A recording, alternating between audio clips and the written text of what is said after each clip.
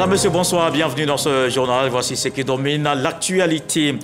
Ouverture à Djerba en Tunisie de la 18e édition de la francophonie. Le président de la République, Alassane Ouattara, participe aux travaux. La secrétaire générale de l'OIF, la rwandaise Louise Mushikiwabo, a relevé les enjeux qui attendent le monde francophone. Le numérique, gage de développement au cœur de ce sommet.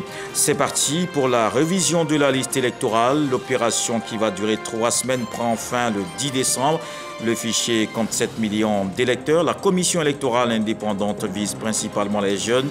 La CEI espère enrôler au terme de ce processus 1 million de nouveaux inscrits.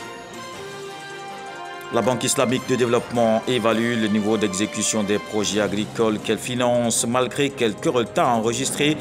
Les engagements restent maintenus. C'est ce qui ressort de la visite de terrain d'une mission de l'institution.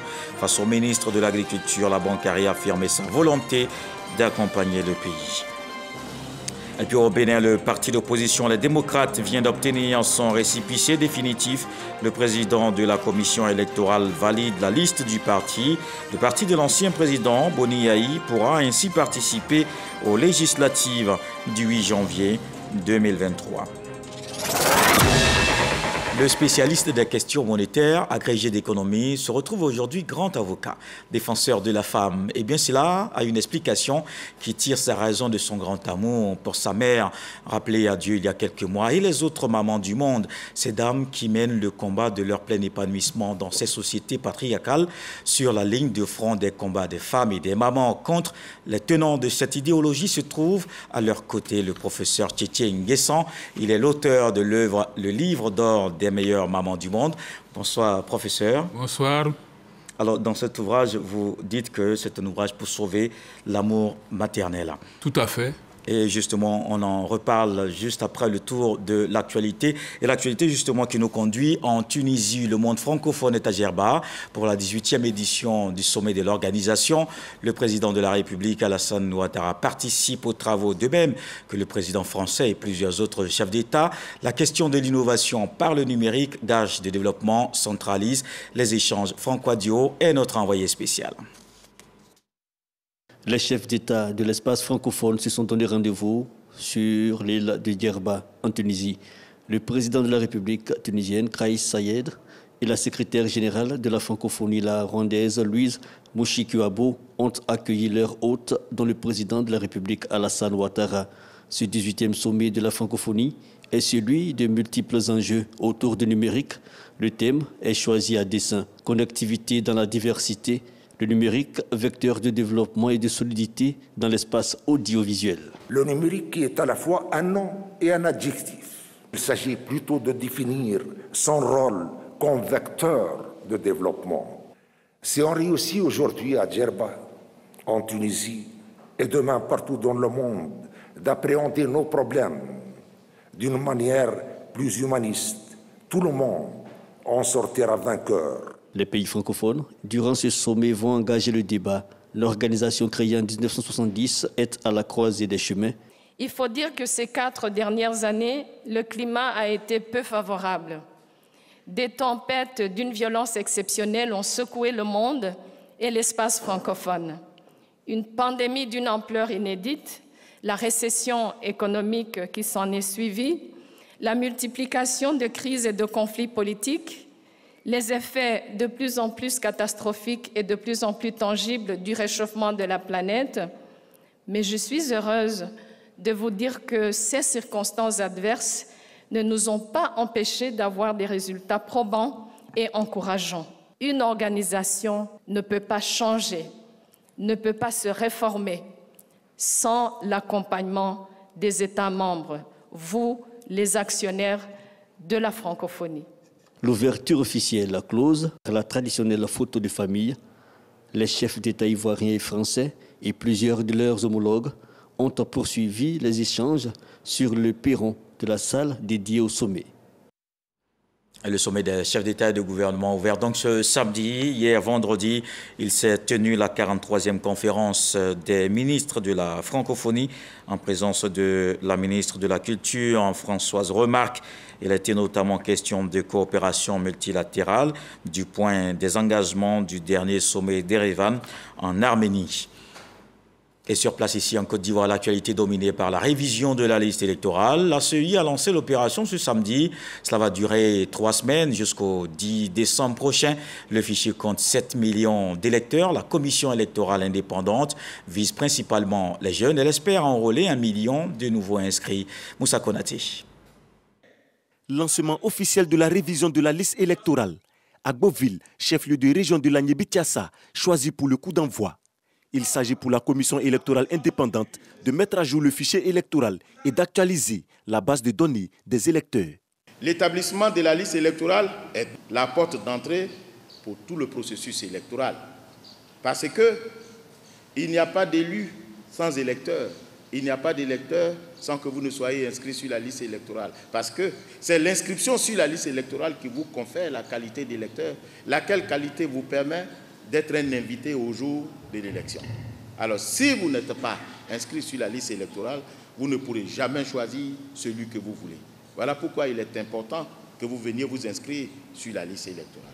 Selon la CEI, le nombre total des électeurs en Côte d'Ivoire est estimé à environ 12 millions de personnes. À ce jour, la liste électorale enregistre 7,5 millions d'électeurs. Il y a donc près de 5 millions de potentiels votants à pêcher. Pour réussir ce pari, les élus, cadres, guides religieux et acteurs communautaires sont mis à contribution dans la sensibilisation des populations. Aidez-nous à faire en sorte que le bond qualitatif observé en 2020 et qui a permis la captation de près d'1 million de nouveaux électeurs soit conservé ou amélioré. C'est au prix des efforts de tous que nous arriverons à atteindre nos objectifs. La commission électorale est prête à vous accueillir partout. Venez vous inscrire sur la liste électorale parce que c'est ce qui détermine l'avenir de ce pays.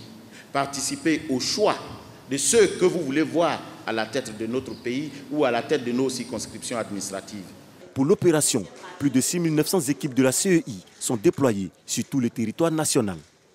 Justement, la révision de la liste électorale concerne tout le pays. L'opération a également démarré à Bobo, comme dans d'autres communes à Abidjan. Le vice-président de la CEI, Koné Sourou, était dans la commune pour donner le coup d'envoi. Les autorités municipales ont appelé les populations à s'inscrire. Angela Diallo, Didier Nguesson. Au premier jour de l'ouverture des centres d'enrôlement, quelle est l'effectivité sur le terrain? À Cocody, au groupe scolaire Château, les populations se font encore désirer. Nous sommes ici depuis 8 heures. Vu la pluie, il n'y a pas eu trop d'hommes, il n'y a pas eu de gens. Donc, tout se passe bien, nous attendons d'autres personnes à venir. Je suis venu me faire enrôler pour pouvoir participer aussi aux devoirs du pays. Direction Williamsville dans la commune d'Adjamé. Dans cet établissement, le personnel de la CEI est en place, attendant les nouveaux majeurs et autres personnes désireuses de se faire enrôler. Nous sommes effectivement installés depuis 8 heures et là nous attendons la population. Centre préscolaire d'Abobo, quelques personnes sont venues se faire enrôler. Il y a peu d'affluence. Les populations, nous voulons leur dire de venir se faire enrôler, de venir s'inscrire sur la liste électorale parce que c'est important pour nous. Le représentant de la mairie d'Abobo lance un appel aux populations. Madame la ministre d'État, Kandia Kamara, maire de la commune d'Abobo, nous a laissé des instructions fermes donc d'inviter toutes les populations de la commune d'Abobo qui sont déjà inscrites à aller pour la révision et pour les nouveaux majeurs d'aller dans les 172 centres d'enrôlement. Le vice-président de la CEI s'est dépêché sur les lieux pour contrôler le début de l'opération. Nous sommes venus pour lancer l'opération et en même temps sensibiliser les responsables politiques, les responsables des communautés religieuses, les responsables des chefs coutumiers et les jeunes, les femmes, amener l'ensemble des populations d'Abobo à aller à la révision de la liste électorale. Parce que quand vous voulez participer à une élection, c'est l'opération la plus importante. Sinon, indispensable. C'est au centre culturel d'Abobo que l'opération d'enrôlement a été lancée dans la commune. Les chefs traditionnels, responsables de partis politiques et la population sont sortis massivement pour l'occasion. Abobo comptabilise 172 centres d'enrôlement. Une révision de la liste électorale qui va servir pour les élections locales de 2023. Pour les municipales, le RHDP a déjà son candidat à Yopougon. C'est Adama Bictogo qui va défendre les couleurs du parti dans cette commune. C'est hier que le président du directoire, Gilbert Kone Kafana, l'a présenté officiellement. On le voit avec Moussa Konati. Adama Bictogo est le candidat du RHDP pour les élections municipales à Yopougon. Le président de l'Assemblée nationale est présenté officiellement aux militants. Il est le choix du directoire du RHDP, présidé par Gilbert Kafana Kone, actuel maire de la commune.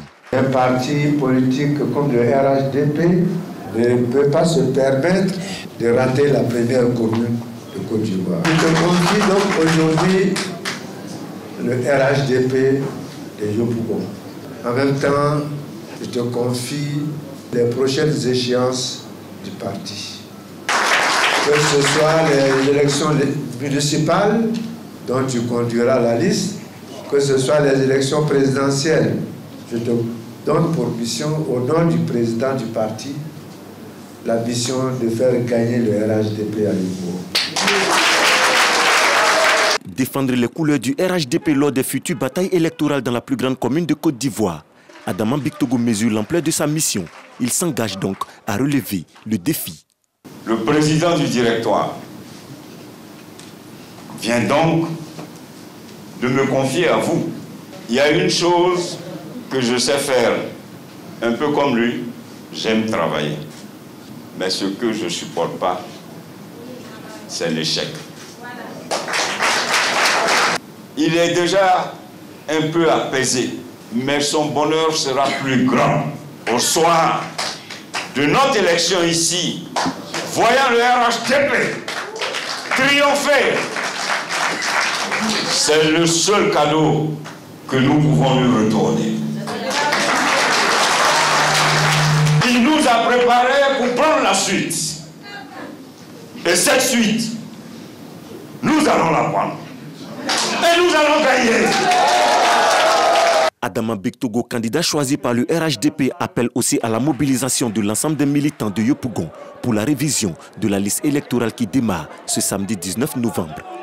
On change de commune. L'ambassadeur Eric Taba a pris part à une série d'activités à Cocody, une opération coup de balai avec les résidents des cités Latry, dépistage du cancer du col de l'utérus et une rencontre avec les chefs gourous, des moments de sensibilisation, mais aussi de belles communions avec les populations.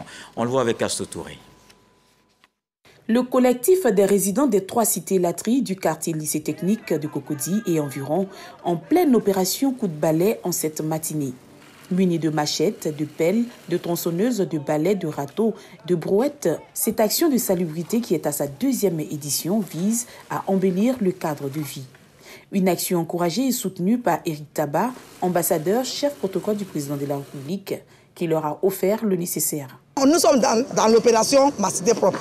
Monsieur Eric Taba nous a fait une grande surprise parce que ça, c'est du jamais vu au lycée technique. Après cette action de salubrité, Eric Taba était aux côtés des femmes de la cité Sogefia de Cocody Centre pour les sensibiliser à se faire dépister contre le cancer du sein et de l'utérus. Dans cette cabine, l'heure est à la sensibilisation. On ne meurt plus du cancer. Le cancer, quand il est dépisté tôt, tu es sauvé.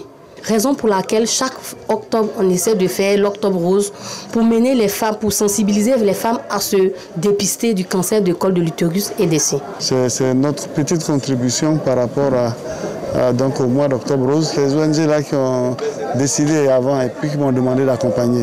Et je l'ai fait avec plaisir.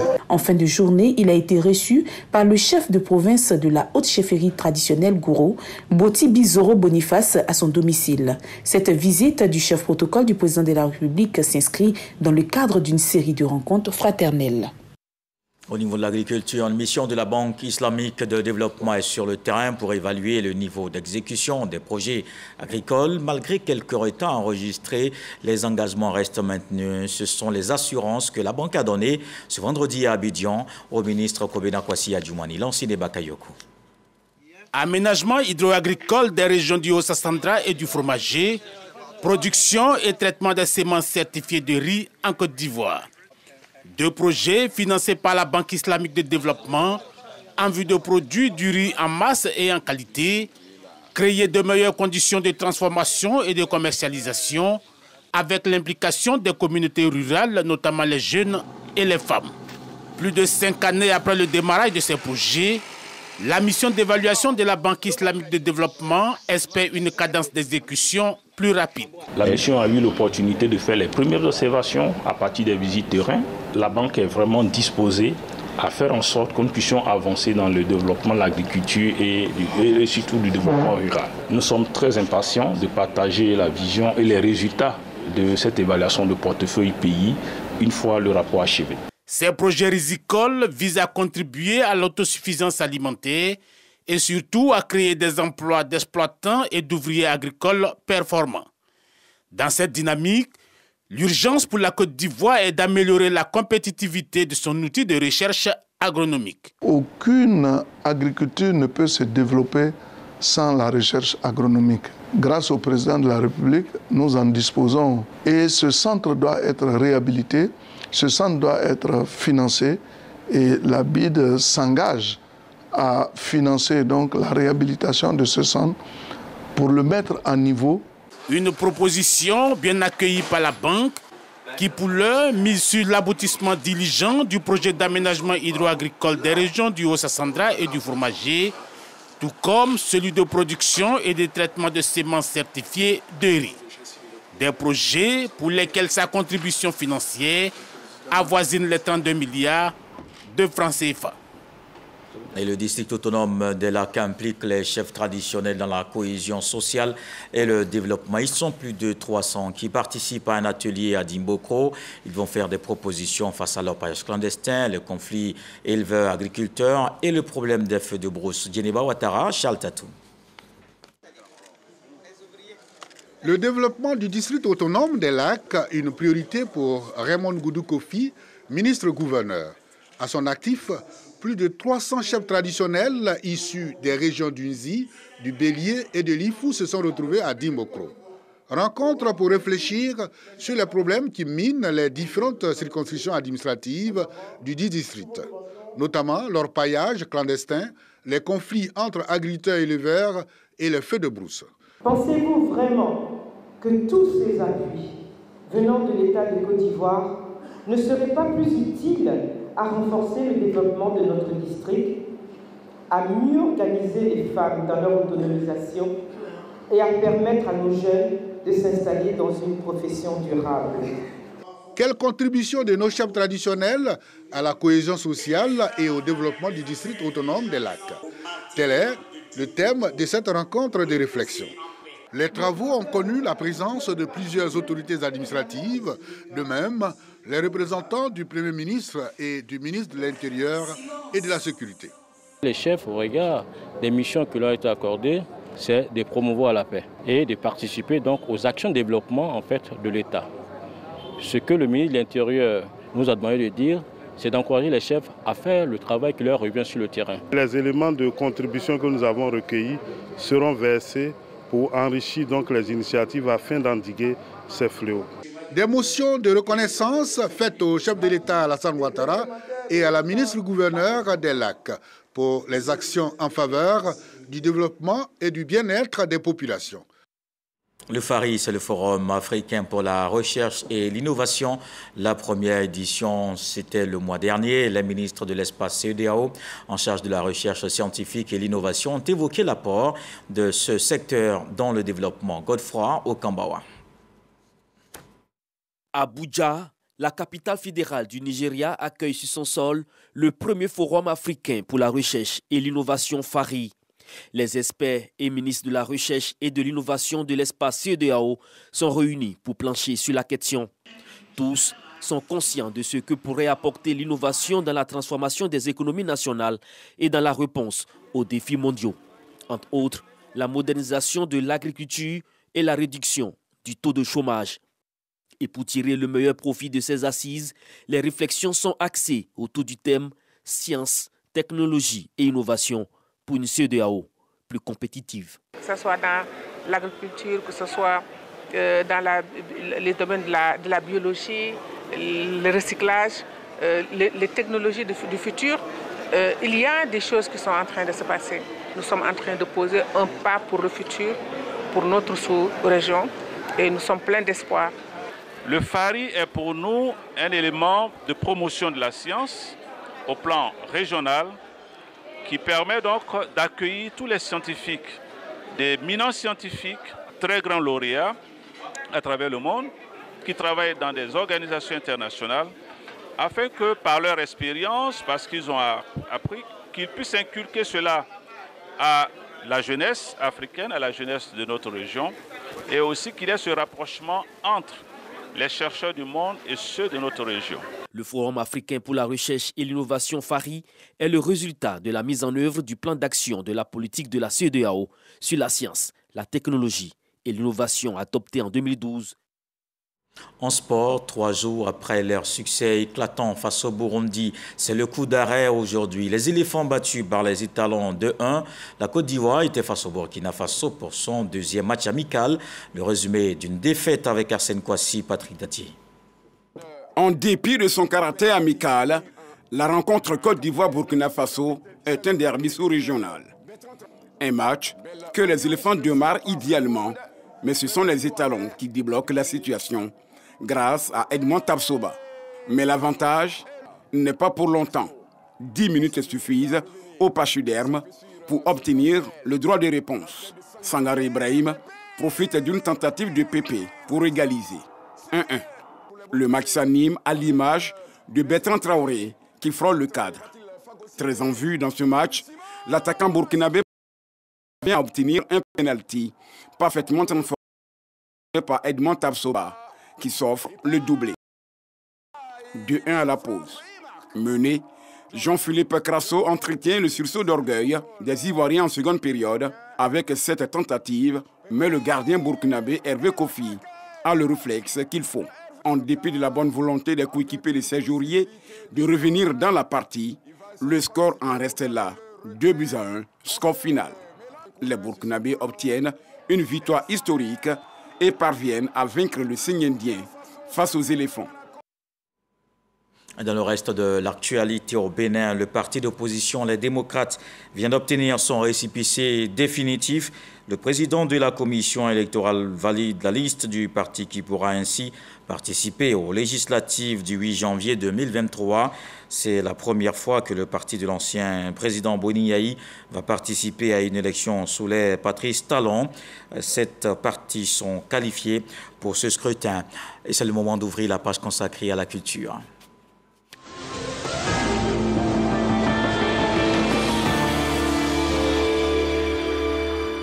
En littérature, Mawa Smoro Bakayoko compte 10 années d'écriture. Écrivaine romancière, c'est l'une des figures de la littérature des civilisations africaines observées au cours de ces dernières années. Une réflexion menée sur ses œuvres à l'université Félix Houphouët-Boigny. Godefroy Okambawa. Sa passion pour l'écriture a débuté en 2012 après des années passées à l'extérieur de la Côte d'Ivoire. De cette expérience, elle découvre la réalité de l'immigration clandestine. Cela lui donnera de la matière pour ses œuvres. 10 ans aujourd'hui que Mawa Bakayoko écrit et peint les réalités des sociétés africaines à travers ses œuvres. Dans la vie, on a parfois un engagement, on a parfois une passion. Et cet engagement-là, on le porte, c'est comme un engagement de vie. Et donc, me mettre à écrire répondait à ce besoin de partage. Ce besoin de partage m'est soutenu par une cause, celle de l'Afrique. Vouloir parler de l'Afrique, vouloir décrire les mots qui plombent l'envol de l'Afrique. Et donc, à tout instant, mon regard se porte sur tout ce qui ferait la vie de la société. Et donc, la société elle-même m'inspire, l'Afrique m'inspire. La journée d'études consacrée à ses écrits a été l'occasion pour les hommes de lettres et passionnés de la lecture de mener la réflexion autour de la thématique Mawa Bakayoko, 10 ans d'écriture des sociétés africaines en transit. Tout ce que Mawa retrace est une vérité, est du vécu et le retrace dans un style particulier que tout le monde peut comprendre. En 10 ans, elle nous a sorti 10 pépites. Moi, j'ai eu l'avantage d'intervenir sur sa première œuvre, La Rébellion des Antigues, en tant que préfacier. Et donc, j'ai pu voir là, la volonté d'une dame de rendre compte de son temps, mais de façon romancée.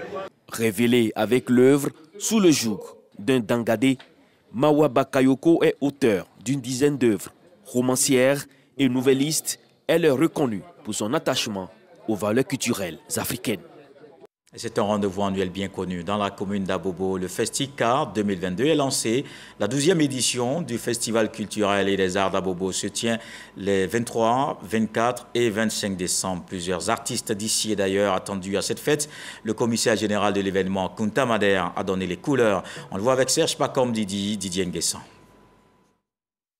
Le Festival culturel des arts d'Abobo, Festica, remet le couvert pour un 12e service de table. Les 23, 24 et 25 décembre prochains, plusieurs artistes d'ici et d'ailleurs se succéderont sur la scène du festival. Kunta Mader, commissaire général, annonce les couleurs. Nous avons décidé que le carnaval, la Festica Carnaval, prenne une autre dimension. Et au lieu d'un seul jour, le Festica Carnaval va s'étendre sur 3 jours. Nous avons prévu que le concours Miss, qu'on appelle Miss Festica, ne se limite pas seulement à la lisière d'Abobo, que ça dépasse les frontières d'Abobo. Le Festica se faisait que nuitamment. Voilà. Et nous avons décidé que ça se fasse matin, midi et soir. À cette édition, les participants diront non à l'immigration clandestine, sujet des réflexions qui animeront le Festica. La culture acquiée sera à l'honneur, une des innovations majeures. C'est tous les artistes de ces pays, de notre pays acquié, Abé, qui sont là. La musique acquiée ne va pas sans parler de danse. Évidemment, vous allez nous parler d'escargots, mais il n'y a pas que les escargots, les amis. Il y aura le pied cosseux. La radiodiffusion télévision ivoirienne est au nombre des partenaires qui accompagnent le promoteur culturel. La RTI ne pourrait donc pas rester en marge de cette belle célébration. Et ce festival qui, depuis 12 ans, aujourd'hui, a écrit ses lettres de noblesse, ne pouvait qu'être mis au grand jour. Et qui mieux que la RTI pour faire la promotion de nos valeurs culturelles. Le Festica 2022, c'est aussi le social avec la réhabilitation d'écoles primaires, la scolarisation d'enfants issus de familles démunies, d'où le soutien de l'UNESCO, du ministère de la Culture et de la Francophonie et de la mairie d'Abobo. Je voudrais donc vous dire merci au nom donc de Madame le maire. Elle m'a demandé donc de vous saluer et Kunta de te féliciter pour cette idée lumineuse. Parce que Abobo, c'est la commune de la culture, c'est la commune des artistes sportifs. Les artistes Baby Philippe, Yabongo Lova, le magnifique Amsa Bari du Burkina Faso sont annoncés au Festica.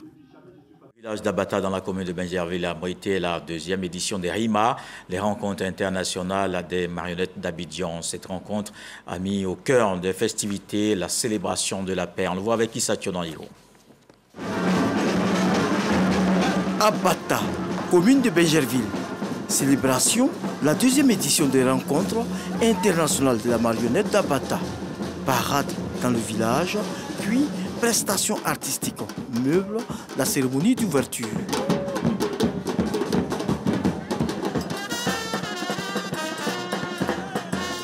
Double médaillé des Jeux de la francophonie et lauréat du prix d'excellence dans la catégorie des arts vivants avec sa compagnie Ivoire Marionnette.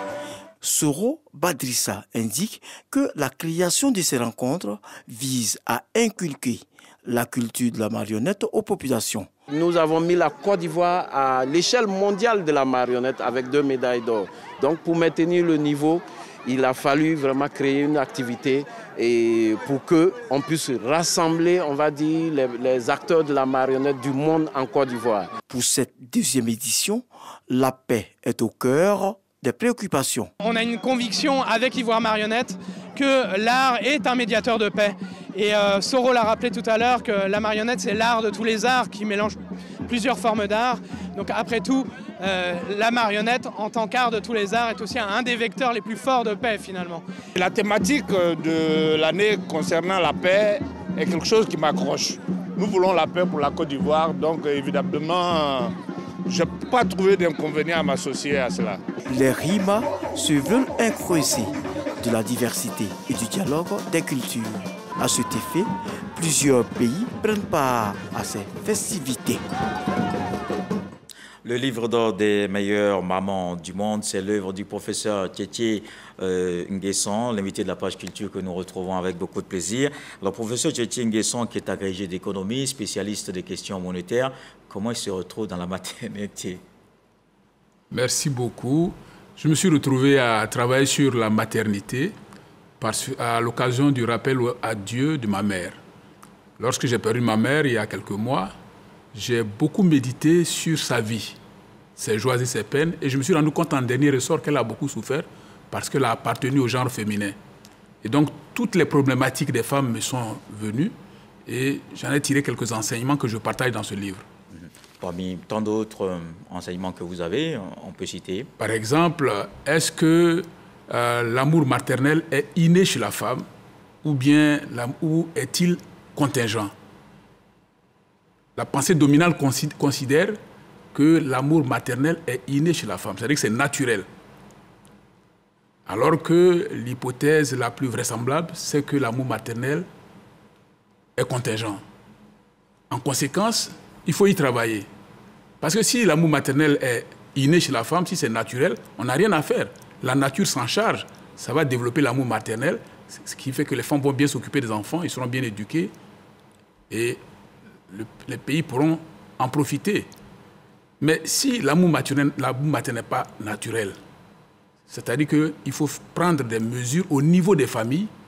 Par exemple, une femme qui est aimée dans son foyer aura tendance à donner de l'amour maternel à son enfant par rapport à une femme qui est maltraitée. Donc, il faut prendre soin des femmes dans les familles. Dans les entreprises, il faut embaucher les femmes, les évaluer selon leur talent et non leur sexe, et non les préjugés sexuels. Et au niveau national, il faut accorder les places qu'elles méritent aux femmes. Autrement dit, l'épanouissement des familles, la croissance des entreprises et le développement des pays sont subordonnés à la valorisation des femmes et au développement de l'amour maternel. Alors, quand vous dites tout ça, professeur, on a envie de dire que c'est un pavé dans la mare des sexistes. Mais bien sûr, les sexistes, il faut progressivement les ramener à la raison, parce qu'il n'y a pas de justificatif au fait qu'on maltraite les femmes simplement parce qu'elles sont du sexe féminin. Et quand je dis qu'on les maltraite, il vient de paraître un livre important sur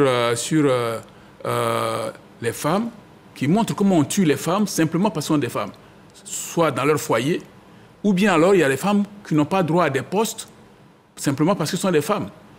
Mais il faut même aller jusque dans l'enfance. La scolarisation des filles, il y a plusieurs régions dans nos pays où les filles ne sont pas scolarisées simplement parce qu'elles sont des filles. Alors que sans s'accorder l'importance, sans valoriser les femmes, aucun pays ne peut se développer. Et c'est surtout quand c'est dit par un économiste. On en reparle tout à l'heure, le temps de regarder le résumé de l'œuvre de Serge Pacom, Didier Nguesson.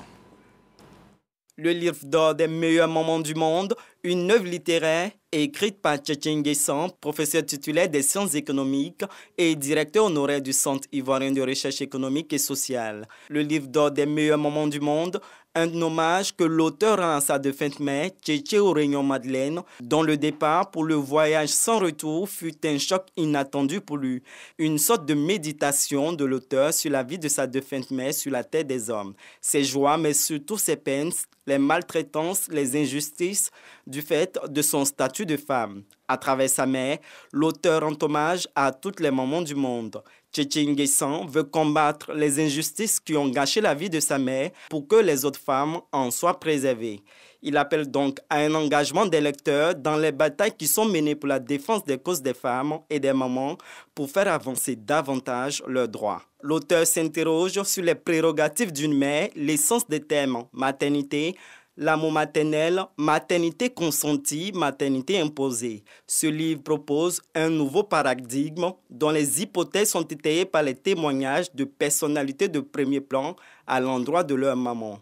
Pour l'auteur, l'on doit transformer la société en faveur des femmes, motiver toutes les femmes à faire des arbitrages de manière à faire partie des meilleurs moments du monde. Cette œuvre littéraire de 157 pages est une invite à la valorisation des femmes, des mamans par la société pour faire disparaître le sexisme, la misogynie et les discriminations négatives faites contre les femmes. Et justement, professeur, vous établissez 3 niveaux chez les mamans. Vous avez les meilleures, les bonnes et les mauvaises. Alors, est-ce qu'il y a vraiment des mauvaises mamans? Est-ce que ça existe? Bien sûr, la pensée dominante considère que toutes les mamans sont bonnes. Ce n'est pas vrai du tout. Au XVIIe siècle, avec Jean-Jacques Rousseau comme précurseur, on dénommait 2 catégories de femmes, les mauvaises et les bonnes. Mais aujourd'hui, je pense qu'il faut 3 catégories, les mauvaises, les bonnes et les meilleures. Mais pour vous rassurer, les mauvaises mamans, ça existe vraiment. Il y a des mamans qui abandonnent leurs enfants. Il y a des mamans qui... Ça peut se comprendre, il y a des raisons. Par exemple, une femme n'aime pas un monsieur qu'on l'amène à épouser de force.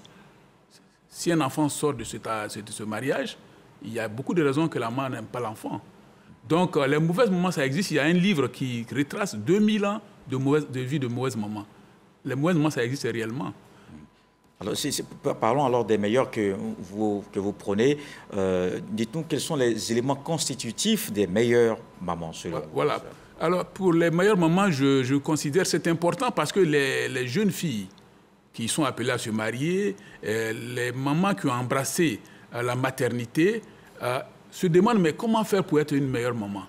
Alors, j'ai identifié 8 valeurs que doivent incarner les femmes pour compter au nombre des meilleures mamans du monde. Par exemple, la première valeur, c'est de mener sa grossesse jusqu'à terme. Ça a l'air de rien, mais ce n'est pas évident. Vous savez qu'une grossesse, ça dure presque 9 mois. Mais le plus difficile, c'est qu'une femme peut se faire grossir par un homme. Et quand elle annonce à l'homme que tu m'as grossi, l'homme peut lui dire que ce n'est pas moi. Et une fois que l'homme a dit que ce n'est pas moi, qu'est-ce qu'il fait? Qu'est-ce qu'elle fait? Celles qui comptent au nombre des meilleures mamans du monde conduisent la grossesse jusqu'à terme. Vous connaissez peut-être l'auteur qui s'appelle Alain Makou. Bien sûr. C'est un grand auteur. Oui. Lorsque sa mère a contracté sa grossesse, son père a refusé de reconnaître l'enfant, de reconnaître la grossesse. La maman a fait l'effort d'aller jusqu'au bout et elle a enfanté Alain Mambankou, qui aujourd'hui est l'un des meilleurs auteurs africains. Ah oui. Vous voyez? Donc, ça, c'est une des valeurs. L'autre valeur, c'est de pouvoir accepter que son enfant souffre pour son propre bonheur. C'est-à-dire, vous acceptez que l'enfant souffre pour son propre bonheur. C'est arrivé, par exemple, à Bernard Dadier et Amadou Kourma, qui sont nos meilleurs auteurs ici. Amadou Kourma, sa maman s'en est séparée à 7 ans. Pourquoi? Parce qu'elle pensait que c'était mieux pour lui qu'il parte de la maison et il ne l'a revu qu'après 26 ans. Il était déjà un grand auteur, enfin pas un grand auteur, mais il était déjà adulte pratiquement, il était sur la bonne voie. Dadier, c'est la même chose. Le premier enfant de la mère de Dadier, c'est une fille, elle est décédée. La deuxième, c'est une fille, elle est décédée. Donc quand Dadier est né, Bernard Dadier, sa maman n'a pas voulu qu'il reste avec elle. Elle avait peur de le perdre aussi. Elle avait peur de le perdre. Donc elle s'est détachée de Dadier dès les premiers jours. Et Dadier ne l'a revu que plus tard, vraiment plus tard. Dieu merci, il est devenu l'un des meilleurs écrivains ivoiriens. Donc ça fait deux valeurs que doivent incarner les mamans, mais il y en a d'autres, mais on n'a pas le temps de les épuiser. Oui, bien sûr, parce qu'elles ont un combat, parlons maintenant du combat le plus large, c'est leur émancipation dans la société. Mais aujourd'hui, où se trouve le combat des femmes sur ce chemin de l'émancipation, de l'égalité homme-femme, etc. Oui, le vrai problème des femmes aujourd'hui, c'est qu'elles ont emporté des combats, c'est-à-dire qu'elles sont passées de la maternité imposée, parce qu'avant on leur imposait la maternité, tu n'as pas le choix. Tu fais un enfant et tu ne choisis pas quand tu veux faire l'enfant. Aujourd'hui, grâce à la contraception, elles peuvent choisir le moment de faire leurs enfants. Mais en même temps, elles ont eu d'autres droits, le droit de travailler. Donc, elles peuvent s'épanouir en dehors du foyer. Malheureusement, ça a été un piège pour elles. Parce qu'elles avaient pensé qu'en obtenant de travailler, d'avoir une carrière professionnelle, leurs époux allaient leur apporter soutien au foyer. Maintenant, au lieu d'une seule responsabilité qui était celle du foyer, aujourd'hui, elles ont deux responsabilités. Celle du foyer et celle de la carrière professionnelle. Ce qui fait qu'il y en a qui sont vraiment perdus. Et donc, les entreprises doivent faire l'effort de mettre en place des mécanismes qui permettent aux femmes de pouvoir supporter cette nouvelle situation que connaissent les femmes. Et l'État doit y contribuer, par exemple, avec des crèches, des maternités. C'est en cela que, par exemple, une initiative comme celle de l'hôpital Mère-Enfant, c'est une initiative importante. Ça aide les mamans. D'accord. Alors, j'ai retenu une question dans votre ouvrage. Vous avez dit, voulons-nous contracter des mariages fondés sur l'autorité ou sur l'amour? Alors, je vous repose la question, professeur. Oui, parce que dans la société traditionnelle, l'amour, enfin, le mariage reposait sur l'autorité. Dans nos villages, même en ville ici, si vous regardez bien, il y a des mariages qui reposent sur l'autorité. Quand le mari dit c'est blanc, la femme doit s'aligner. Sinon, elle est divorcée. C'est le mari qui décide ce qui se passe à la maison. La femme n'a pas son mot à dire. C'est ça qu'on appelle le mariage d'autorité. Mais dans un mariage d'autorité, il est difficile de développer l'amour maternel. Face à l'amour, au mariage d'autorité, il y a le mariage d'amour où la femme accepte son partenaire, et donc il y a un consentement. Et dans ces conditions-là, quand le mariage est un mariage d'amour, l'enfant qui naît est l'œuvre d'un amour et donc il profite de l'amour maternel. Or, vous savez qu'un enfant sans amour maternel ne peut pas bien se développer. Il ne peut pas bien se développer. D'accord. D'accord. Alors, professeur, ce sera peut-être la dernière question. À vous entendre, la femme est au centre de tout, mais aujourd'hui, très clairement, elle n'arrive pas véritablement à jouer ce rôle. Est-ce que finalement, ce sera possible un jour? Mais ça ne peut pas se faire de manière spontanée. Il faut se battre. D'où l'objet de ce travail. Pour changer les mentalités, il faut que tout le monde s'y mette. Ce livre est fait pour que chacun, où qu'il se trouve, travaille à ce que les femmes engagent de plus en plus de droits pour qu'elles prennent toute leur place dans la société. Merci, professeur Tchétché Nguessan, l'invité de la page culture, auteur de l'œuvre Le livre d'or des meilleures mamans du monde pour sauver l'amour maternel. Merci. Merci beaucoup, professeur. Merci beaucoup. Merci. Et voilà qui met un terme à ce journal. Merci de l'avoir suivi. L'actualité se poursuit à 23h, demain 20h. Retrouvez Marie-Longue Goran. Ce soir, le sage nous apprend que si tu as pu manger le fruit du gros arbre, c'est le grand vent qu'il faut remercier. Excellent week-end.